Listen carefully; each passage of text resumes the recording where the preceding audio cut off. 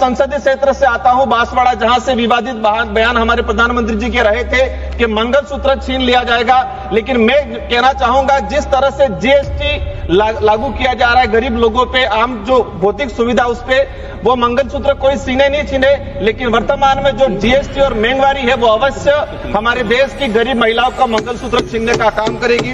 बेगा जनजाति, जिसे राष्ट्रीय मानव का दर्जा मिला है, भारत के अंदर राष्ट्रीय मानव का दर्जा बेगा समुदाय को मिला हुआ है, और बेगा समुदाय के लिए केंद्र सरकार की एक विशेष योजना संचालित हो रही थी। लेकिन पिछले समय से देखा है कि इस योजना में बजट को में कोई प्रावधान नहीं किया गया है, और उल्टा बेगा समुदाय के साथ अत्याचार बहुत तेजी से बढ़ रहा है। एक घटना का अवगत कराना चाहूंगा। 9 मार्च 2025 को मध्य प्रदेश के मंडला जिले में हिरण सिंह पर्ते नामक व्यक्ति को गोली मारकर हत्या कर दी गई। हम चाहेंगे उसकी सीबीआई जांच हो, और साथ ही बेगा समुदाय के लिए विशेष पैकेज लाया जाए। सारी चीजें आदिवासी बाहुल्य क्षेत्र में सिकल सेल की बीमारी, कैंसर की बीमारी, टीबी की बीमारी बुलेट ट्रेन से फास्ट तेजी से भाग रही है। हम देश के अंदर आंकड़ा उठा के निकालेंगे तो सबसे ज्यादा सिकल सेल, कैंसर, टीबी बीमारी ट्राइबल इलाके के अंदर है। पिछले 5 सालों में 4000 के करीब गर्भवती महिलाओं के गर्भ में ही उनके बच्चों का मृत्यु हो गया है मेरे संसदीय क्षेत्र में। 5 सालों के अंदर 4000 के करीब। तो हमारे स्वास्थ्य सुविधाओं पे हमारा बजट क्यों नहीं, और जा भी रहा है तो वो भ्रष्टाचार की बेट चढ़ रहा है। हम चाहेंगे एक शिक्षा हो, स्वास्थ्य हो, ये चीजें जीएसटी से और टैक्स से फ्री रहे। धन्यवाद सभापति महोदय, आपने मुझे बोलने का अवसर प्रदान किया।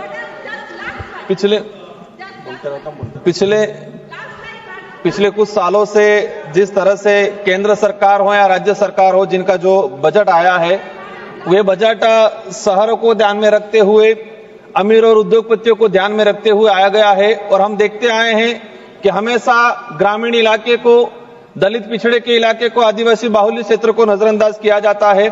जिस तरह से देश में जीएसटी आम गरीब से लगा के अमीर तक जो जीएसटी लगा रखी है, हर वस्तु पे, खाने से लगा के कपड़े पहनने तक, या शिक्षा की हो, स्वास्थ्य की हो, जो जीएसटी लगा रखी है। हम चाहते हैं कि इस देश का जो गरीब पिछड़ा आदिवासी समुदाय जीएसटी दे रहा है, तो इस पैसे से हम उस परिवार के बच्चों को शिक्षा, अच्छी शिक्षा क्वालिटी मिले, ये क्यों नहीं कर रहे हैं?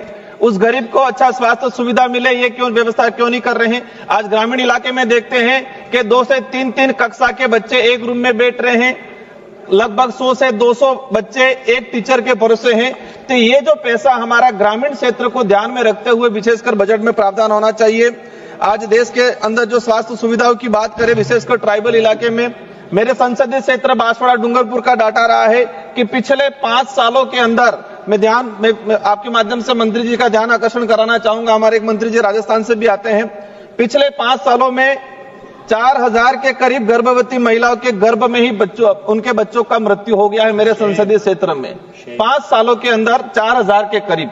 तो हमारे स्वास्थ्य सुविधाओं पे हमारा बजट क्यों नहीं, और जा भी रहा है तो वो भ्रष्टाचार की बेट चढ़ रहा है। हम चाहेंगे एक शिक्षा हो, स्वास्थ्य हो, ये चीजें जीएसटी से और टैक्स से फ्री रहे। सारी चीजें आदिवासी बाहुल्य क्षेत्र में सिकल सेल की बीमारी, कैंसर की बीमारी, टीबी की बीमारी बुलेट ट्रेन से फास्ट तेजी से भाग रही है। हम देश के अंदर आंकड़ा उठा के निकालेंगे तो सबसे ज्यादा सिकल सेल, कैंसर, टीबी बीमारी ट्राइबल इलाके के अंदर है। तो इस पे ध्यान दिया जाए। केंद्र सरकार द्वारा संविधान के अनुच्छेद 244(1) 5वीं अनुसूची के प्रावधानों के तहत ट्राइबल के विकास के लिए अलग अलग बजट का एलोकेशन किया जाता है। लेकिन पिछले हम 2-3 सालों से देखते आ रहे हैं, यहाँ तो एलोकेशन हुआ है, वो भी मूल रूप से धरातल पे नहीं पहुंच पाता है। और पिछले सरकार में, यहाँ उस समय कांग्रेस की सरकार थी राजस्थान के अंदर, तो क्या विवाद रहा कि हमारे 2022-23 का बजट में अनुच्छेद 275 का जो बजट नहीं पहुंच पाया। और साथ ही हम चाहेंगे, पिछले 2 सालों से एसटी की छात्रवृत्ति ट्राइबल इलाके में नहीं मिली है। आज एक विशेष मुद्दा, जो बेगा जनजाति, जिसे राष्ट्रीय मानव का दर्जा मिला है, भारत के अंदर राष्ट्रीय मानव का दर्जा बेगा समुदाय को मिला हुआ है। और बेगा समुदाय के लिए केंद्र सरकार की एक विशेष योजना संचालित हो रही थी। लेकिन पिछले समय से देखा है कि इस योजना में बजट में कोई प्रावधान नहीं किया गया है, और उल्टा बेगा समुदाय के साथ अत्याचार बहुत तेजी से बढ़ रहा है। एक घटना का अवगत कराना चाहूंगा। 9 मार्च 2025 को मध्य प्रदेश के मंडला जिले में हिरण सिंह पर्ते नामक व्यक्ति को गोली मारकर हत्या कर दी गई। हम चाहेंगे उसकी सीबीआई जांच हो, और साथ ही बेगा समुदाय के लिए विशेष पैकेज लाया जाए। सभापति महोदय, अंतिम में कहना चाहूंगा कि मैं उस संसदीय क्षेत्र से आता हूं बांसवाड़ा, जहां से विवादित बयान हमारे प्रधानमंत्री जी के रहे थे कि मंगलसूत्र छीन लिया जाएगा। लेकिन मैं कहना चाहूंगा, जिस तरह से जीएसटी लागू किया जा रहा है गरीब लोगों पे, आम जो भौतिक सुविधा उस पे, वो मंगलसूत्र कोई सीने नहीं छीने, लेकिन वर्तमान में जो जीएसटी और महंगाई है वो अवश्य हमारे देश की गरीब महिलाओं का मंगलसूत्र छीनने का काम करेगी। अंत में यही चाहूंगा कि हम देश के आम जनता के लिए भोजन सामग्री, शिक्षा और स्वास्थ्य सुविधा पे बिल्कुल जीएसटी नहीं लगाए, और जो हमारे केंद्र सरकार की योजना जो ग्रामीण इलाके, गरीब इलाके में पहुंचाने का काम करती है, आंगनवाड़ी कार्यकर्ता, सहायिका और चतुर्थ श्रेणी के कर्मचारी, जो वर्तमान महंगाई के हिसाब से उनका जो बजट है वो बढ़ाना चाहिए। और साथ ही रोजगार गारंटी योजना के तहत 20 से 200 से 275 रुपया मिलता है, तो वर्तमान महंगाई के हिसाब से उस बजट को लगभग 400 से 500 रुपए करने की जरूरत है।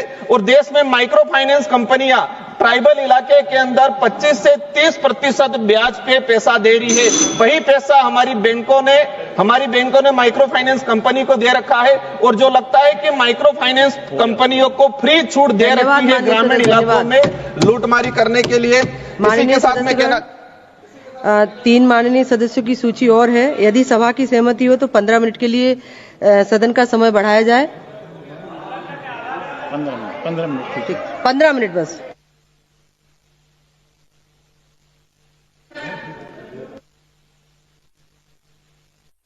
लाइन है इनकी, समाप्त करा दीजिए सभापति जी। अंतिम लाइन है, समाप्त करा। मैडम थोड़ी दया कर लेते। बोलिए भैया, बोलिए माननीय सभापति महोदय, वही चीज माइक्रो फाइनेंस कंपनियों पे उन पे बैन लगा जाए। उमेश भाई पटेल जी 30% ब्याज वसूल रही है। धन्यवाद।